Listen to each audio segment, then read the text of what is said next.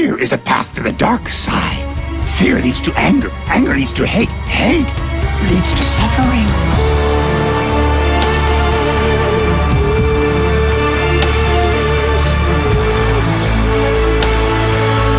Darkness. We have to lighten this up, and we're going to go immediately to your favorite political election movie. And the only thing the movie has to have in it is some connection to the election. I am looking at political election movies, those grossing the most at the box office. And I'm just so pleased to see that one of my favorite movies is number 2. But I'd like to hear from you. What is your favorite political election movie? The Candidate with Robert Redford. You like The Candidate? I like that. I would say he was kind of blindsided then. Yes. He had a moment in there where he said, and you'll have to help me with the line, where he said something like, "What do we do now?" That's exactly what he said. What do we do now? It's quite apropos given the current environment. Which is the difference between running for office and what you do after you get into office. Absolutely. And one that is under-recognized that I like is Who Shot Liberty Valance? Oh, yes. Jimmy Stewart again. Absolutely. And it was a great movie. And the underlying theme of that movie was perception is reality. Sometimes the perception is good, sometimes it's not. Remember at the end of the movie where the train conductor comes up and said, "Nothing's too good for the man who shot Liberty Valance"? That's right. And then he said, you print the legend. Print the legend. What else which other one do you like? Dave. I like Dave too. Dave Yes. Dave is the number 2 grossing election movie so far. And Winnie and the Pooh. Winnie and the Pooh?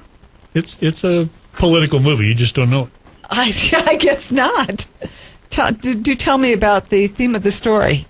I can't go there at this time of night. But you can say anything you want. Well, Yes, Tigger I can. acts like he's running. What about you, Mike? I think it's The Candidate. The Candidate. All right, so let me throw out a couple of other names. Maybe this will jog your memory. I am a real fan of The American President with Michael Douglas. I really like that movie, although I always thought it was a parody on Bill Clinton. I always did.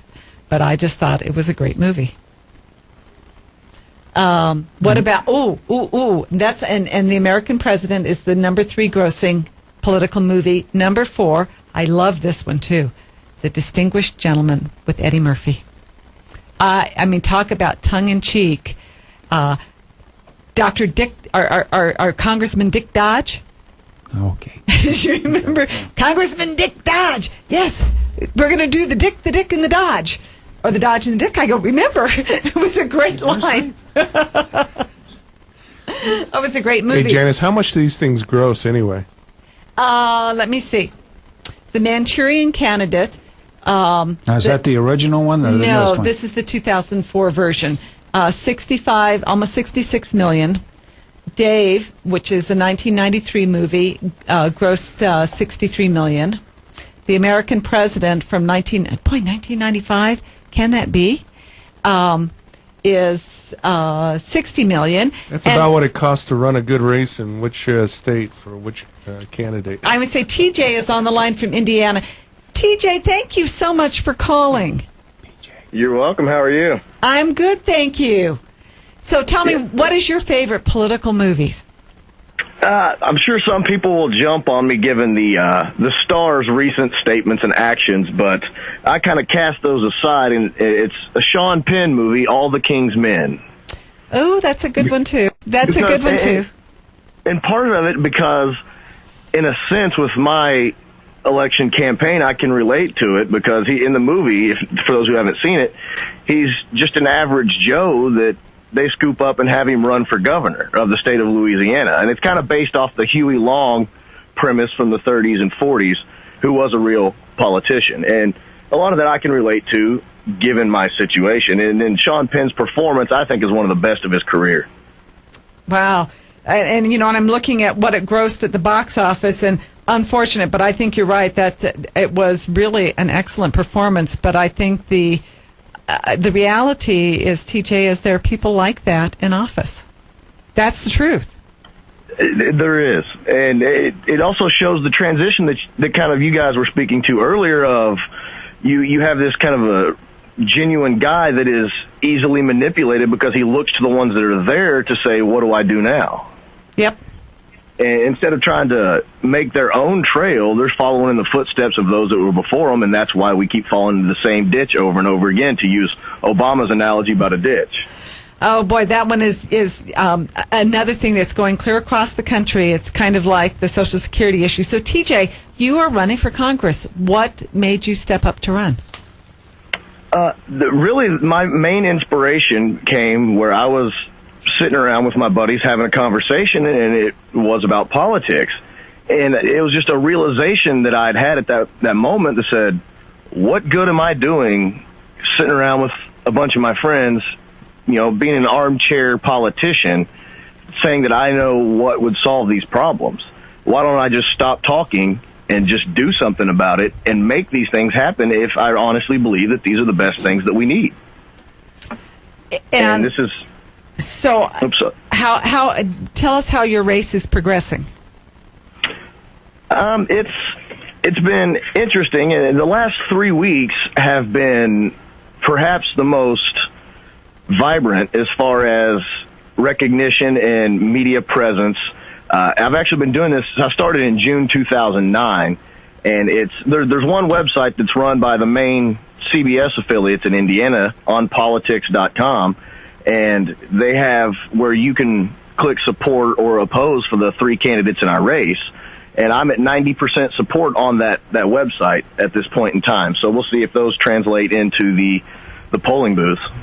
So regardless of the outcome, since you, in my opinion, the reason that you are running is the most honorable reason for running, which is you have an obligation to make where you live better.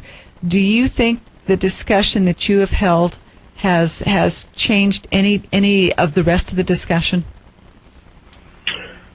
I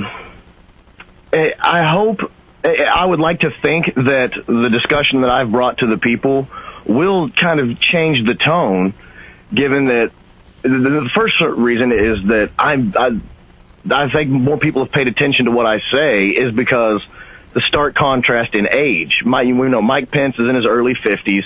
The Democratic candidate's roughly the same area, and I'm half their age. And that immediately gets, the kind of the look that a dog hears when he hears a high noise. You kind of cock your head and go, let's see what's going on over here. And I hope that the message that I'm pointing out there is, which it's going to sound a lot like what everybody preaches, but like with the email you said earlier, I actually give specifics on why and how I want to do this. And I hope that creates a demand among the voters from this point forward of, give me specifics. Show me exactly how you do this, or we're not voting for you. And especially with the young crowd who, I believe with Obama, they could relate to him. He's a young guy. He's energetic. He, is playing basketball. He's got the Blackberries like all of us. And that was the main thing that attracted my age group. And I hope now my age group will look at me and say, okay, if he's our age, he can put specifics out there. Let's demand it from everybody. Right. Now, TJ, this is a bit of a double-edged sword. I believe that the reason you put out specifics is that it's a way for the electorate to understand how you think about things. But the reality is in the political arena, you can't think about everything, and the backside of that sword is that it could be used to hang you because things did not turn out exactly as you envisioned it because you didn't have enough pieces of information. Could you forgive yourself a little bit if it didn't work out exactly as you described it? I think I could, because as with anything in life, nobody is perfect. Mm-hmm. And as I can't believe it was one of your callers or maybe one of the people in studio said earlier, we learn from our mistakes. If we look at J.C. Penney, who started the department stores, he failed his first 3 times and when he attempted to have his own business, and he finally learned from his mistakes and was successful. And if that happens to be the case with me, if I'm unsuccessful this time, dust myself off, Good. do a little hindsight where it's always 20/20, and try it again. And the most important thing with this is the fact that I do have a 6-year-old son. And I can, at least if the failure does come my way, which it inevitably will, nobody wins forever, I can use that as a teaching moment for him as well. And also the other children, my nieces, nephews, and everybody else, and say, you're not always going to be first place, but you can still keep trying to be first place, and there's no shame in that as long as you give it everything you have every time, and you don't always have to be the winner. Well, If you put it out there and you have no regrets in the end, then that's all anybody can ask of you. Well, Mike is going to make a comment. We have to go to a break, but I want to get through this one point that the electorate also has to become sophisticated enough that when we put out our thoughts, what you're doing is demonstrating how you think, but you're supposed to be agile, and it may not be 100% as you envisioned it, and we have to understand that. TJ, thank you so much for calling. We appreciate it. This is Janice Arnold-Jones with Adam versus the Man, standing in for Adam Kokesh. It is a privilege. This is AM 1550 KIVA, More Positive Talk Radio.